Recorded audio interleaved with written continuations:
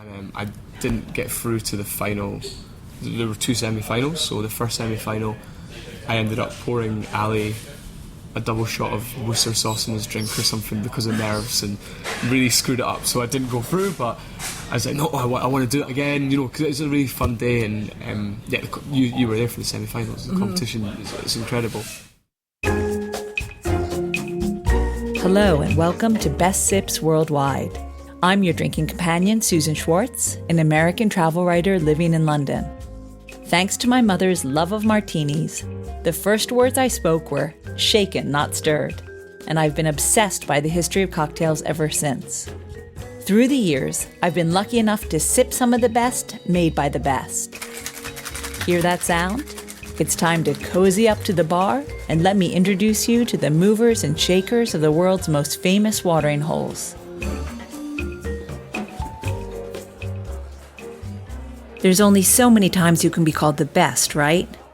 Well, no. Not if you're our guest today, Aidan Bowie.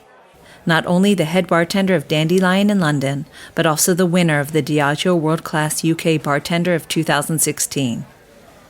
As the competition to find the 2017 winners decided in a few days, I thought it would be the perfect time to chat with Aidan before he passes the crown over to whomever can fill his shoes. Not an easy task.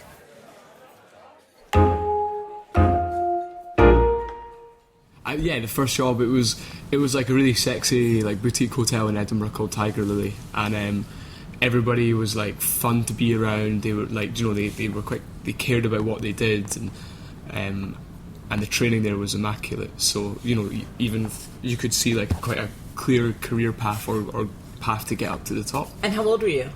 18. 18. Yeah. So I had read that you said you always worked in hotel bars. Yeah.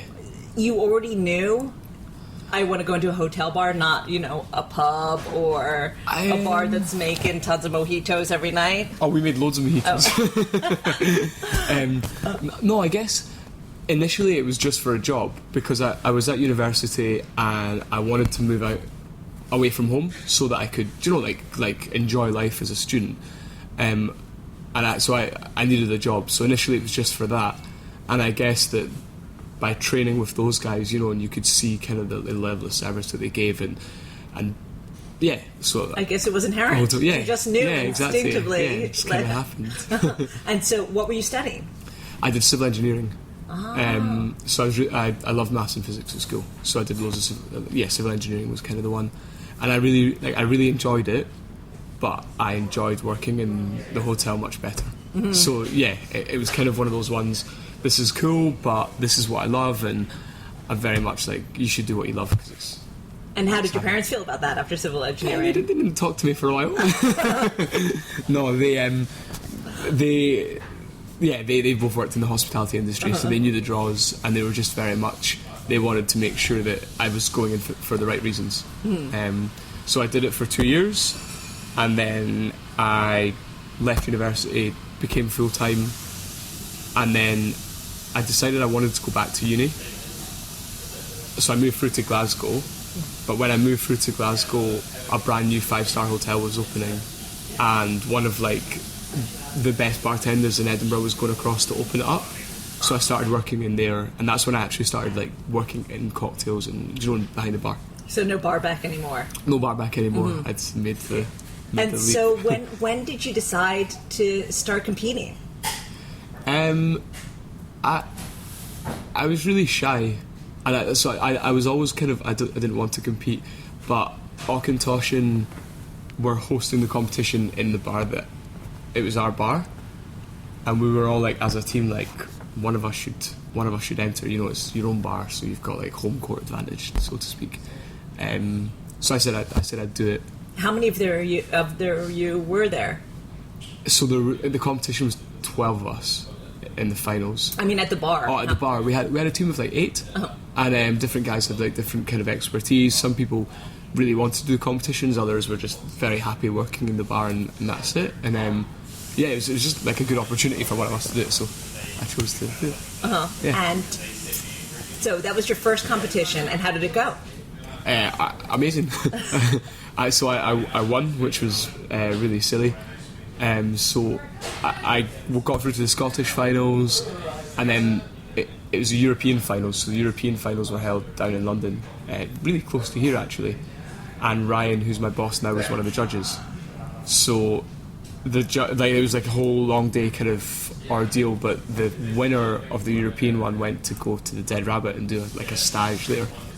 And back up for a second. Sorry. When you were thinking of competing, how long had you been at the bar? I'd been there for 2 years. 2 years. So 2 you're years. pretty confident. Yeah, I was. In your Yeah, cocktail making, but to enter a competition, you have to come up with a whole new drink. completely. And being great behind your bar is completely different from competition. You need to you need to home in on a drink. You need to create something new. You need to be what the brand wants. What they want from the winner. So yeah, it was a difficult transition. So how did you? I even know it's a while ago. Do you remember what your thought process was for that cocktail that won you the first competition? Yeah, being in Glasgow, we were in this 5-star hotel, and we dealt with a lot of like international guests, and whiskey for me, everybody took it very seriously, and I was like, whiskey should be fun as well, So it was just about making like having a funny story, but making it accessible for everyone to drink, not just by the fire. And what is the story? What was the story? So in Glasgow, you have a little beer, a half beer with a whiskey, and it's called a half and a half. And I guess people don't think you should mix cocktails and whiskey, so like Scotland, if you're like messing around, you're faffing about. So I called it a faff and a half, and it was like served to look like a little half pint of beer with Auchentoshan's. It was So really you nice. really used your Scottish heritage as well. Because played in it far too much. Yeah. And from there, you knew, this is for me. I can win these competitions. I think so. Yeah, I think with that one, I was just really fortunate. And the drink worked well, and it gave me an amazing opportunity to go to like a new country and and go to the best bar in the world, which Dead Rabbit. But competitions, I never wanted to be like a competition bartender or anything like that. If something came up and it was something that like I digged and like it would suit me, then I'd enter. Yeah. Mm-hmm. And you've entered them, and you've won them, and you've done super well. And now, and of course, you've won pretty much the biggest one that you can ever win in the UK. So for someone who didn't want to do competitions, you somehow found yourself doing competitions. Yeah, it's in a good place. And so, what was it like to enter the World Class Diageo competition? Yeah, it was amazing, and I think it's the best competition because it gives you it tests you in the biggest range of skill sets, and when I entered, it was just to test myself. So I wasn't going in to win or anything like that. Winning's a lovely thing, but I'd spoken to a few people that had done it before, and the challenges that they set is an amazing way of thinking about something, and learning. So we spoke as a team, and I said that I wanted to enter, and I entered last year, and I didn't get through to the final. There were 2 semi-finals. So the first semi-final, I ended up pouring Ali a double shot of Worcester sauce in his drink or something because of nerves, and really screwed it up. So I didn't go through, but I was like, no, I want to do it again, because it was a really fun day, and you were there for the semi-finals. The competition is incredible. So I entered the next competition. Yeah. Mm-hmm. And what do you think was the combination of skills you used to win? I mean, do you think you draw on your civil engineering? You said you like maths and science. Do you feel yourself... Sorry, these are a lot of questions at once. No. I mean, do you feel yourself using that when you make your drink? I mean, or do you feel like it was 2 separate people? No, you at the beginning and you now as a bartender? I think you as a bartender, you kind of use your experiences that you've had to kind of make yourself better. I don't know, does that make sense? Yeah. And more from upbringing and how we were as a family and hosting and all that kind of stuff. So I think the World Class, the finals, it's 10 of the best bartenders in the UK, so you have to kind of really try and shine, and it's tough. So I'm not amazing with my drinks or anything, but I was able to like focus on other things in the competition. I think you're being super modest, by the way. Thank you. But I did read that there was a time when you thought maybe this isn't for me and you wanted to do something, and that was right before you won. Yeah. So I was living in Glasgow at the time, and then I moved down to London to do some brand work, so to not bartend anymore. Had you just had enough? Yeah, the hotel that I was working in, there was never a finish time, so you get home at 6 in the morning, and and so you just waste your days, and I was just getting really exhausted with it all. So I moved down to London for this brand job, which was really fun. And then I was really lucky because the Auchentoshan, the competition, the prize that we were talking about, I ended up getting a chance to go and work at Dead Rabbit, and I saw the passion that those guys had behind the bar and what they, so that inspired me to get back into it. So New York inspired you? Yeah, totally. And it was really funny because, Ryan, who's now my boss, he judged me for the competition to go through. But then when I was working behind the bar at the Dead Rabbit one night, he was there. So it was a really nice thing of me being able to like make him my winning drink in the best bar in the world. And then we went out for dinner while I was in New York, and he kind of told me about what was happening in London with Dandelyan and everything, and I became inspired and wanted to join. Yeah, so let's talk about Dandelyan, since we're sitting right here, and it's such an incredible bar, and it's won so many awards. So you were there at the beginning? Yeah, so of the concept, or no, not of the concept. I think I was there from when the hotel opened, which was amazing. So I started off as a senior bartender, so the guys had kind of had the menu design and had everything but I was there to kind of come in and bartend, and I came in, and I remember the first day that Marcus and Nathan, the managers at the time, showed me around, and like the space was amazing. I think we've got the best view in the world, like people watching is one of my favourite games, and I was like, sign me up, like I want to join, and like Ryan and Ian, what they did, and like I'd always followed them even when they were in Bramble in Scotland, and I always like saw myself wanting to work with them and for them, and so it was an amazing opportunity.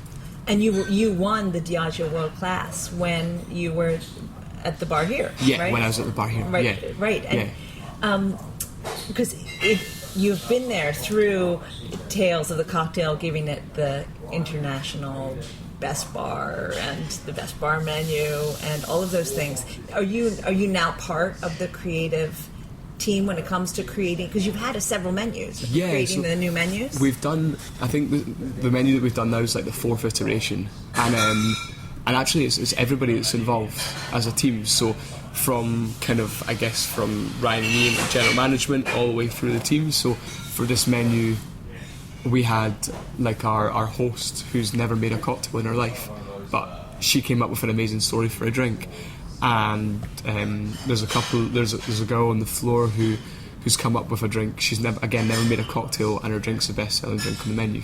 Okay. So it's an amazing thing, because like normally menus are designed by the two people that are on the bar, and it's but whereas here everybody does it together, and I think it builds like a really strong sense of teamwork, and it's. Is there an overall concept for the menus and the bar? I think the menus kind of, the tagline of the bar is Modern Botany, so the menus with that, so we're using a lot of different like kind of, I guess like herbs, plants, roots, spices, but the menu, the way we do it is that each drink has like a beautiful story behind it, and so there's a story first, and then the drink gets developed from the story, so it gives us an opportunity to talk more with guests about it, and it's a bit more of a special experience, I think. Mm-hmm. And while you've been here, you're also a Diageo brand ambassador, right? Yeah, so part of the World Class Prize is amazing. So I got to compete in Miami, but then also for the course of the year that you're UK champion, you get to do a series of incredible events with Diageo, and the events that they put on. And did you go to the gastrophonic one? Yes. Yeah. why don't you tell me like some of the ones that really blew your mind? So we did I did the Brit Awards, which was insane. Like, we always as a family used to sit and watch the Brit Awards like on the couch, so to be able to like work their like kind of exclusive after party was awesome. I've been able to judge for the Brit Awards, what do you guys do? Like, literally, what do you do as Diageo brand ambassador? So I guess Ciroc sponsored it, so we worked with Ciroc on the drinks, and then we're there to serve the drinks on the night, so serving. So it's serving and working to create stuff? Yeah, which was great. And then also we've got other events, so next month there's London Food Month, and with Diageo we're doing like a pop-up bar, so we've come up with like different serves for the food month, and then we're also, as Dandelyan, we're working with it as well, which is really cool. It's great that you can be hand in hand with also bartend and do the Diageo brand ambassador stuff. I like, it goes perfectly well with each other, and I think being able to make the drinks makes it tangible for Diageo. It works both ways. You said at the beginning that you were kind of shy, and so how does that work with being a bartender? Because don't you have to be chatty all the time and chat with the guests? Yeah, I think when you're behind the bar, that's exactly what you've got to be. But being shy, and I guess you have to push yourself, and it's something that we try and emphasise here more than anything. So anybody can make a good drink, but we want it to be like with guests and engage with guests all the time. So it's like a nice kind of communal like atmosphere in the bar, and everybody's really comfy. And so they stay for the chat at the bar. Yeah, they stay and they have conversation, and then they'll meet new people. And it's just it's a nice. I think it's something that happens in America a lot, but maybe not so much in London. In London, guests tend to sit at tables and not speak, but in New York, everybody sits at the bar and chats to each other. Do you feel, after having been in New York, that there's a big difference? Obviously, you're only in New York for a short period of time, but a difference between the customers?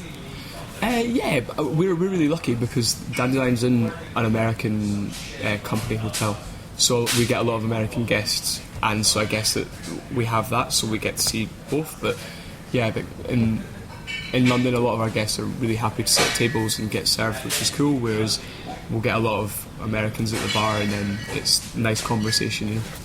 You get because it's a hotel bar, you really get to talk to every kind of person. And that's the beauty. You get to, as a hotel guest, we can recommend places, we can put them in touch with our favourite bars to go to. So you'll have a guest that's here for the week on business, and you get to kind of help make their stay in London amazing, which is well, you have such a beautiful bar, and so I'm going to try one of these cocktails made from flowers. Amazing. The view of St. Paul's Cathedral is almost as spectacular as the drinks at Dandelyan. How can I thank Aidan enough for taking the time to speak to me today? We are also so lucky. For our cocktail of the week, Aidan has given us one of his own recipes from the bar, and it tastes incredible. He calls it the Smoked Banana Old Fashioned. You add 50 ml Johnny Walker Gold, 10 ml Kochi Americano Vermouth, 5 ml Creme de Banane, 5 ml sugar syrup, and 2 dashes of Angostura bitters to a mixing glass with ice. You stir until chilled, and then strain into a tumbler full of ice. Finish it off by garnishing with an orange zest.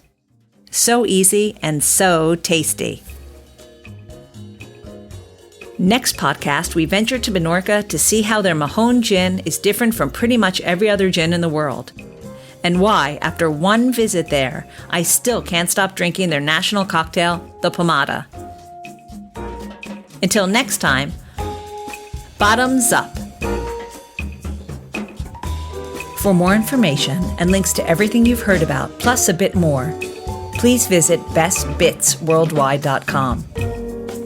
Thanks for listening to Best Sips Worldwide, a spin-off of Best Bits Worldwide. Always remember the wise words of Oscar Wilde: all things in moderation, including moderation, and never drink and drive. Okay, I said that last part. Theme music is by Steven Shapiro and used with permission. You'll find me at the bar